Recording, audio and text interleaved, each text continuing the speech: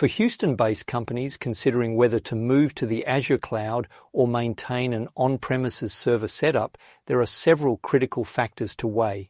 Deciding between these options depends largely on business objectives, regulatory requirements, budget constraints, and existing IT infrastructure. Here's a look at when it might make sense to move to Azure, when to stay on premises, and what to consider in either case. When moving to Azure, cloud makes sense. Scalability needs. Companies expecting rapid growth often find Azure cloud appealing due to its scalability.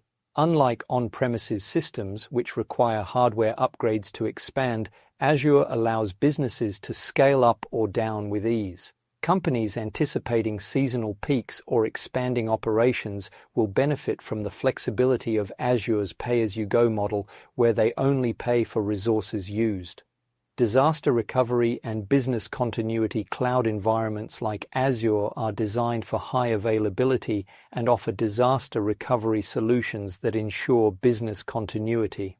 For companies in Houston, which may be vulnerable to hurricanes and flooding, Azure's global data centers provide added security for critical data, minimizing risk if local infrastructure is impacted.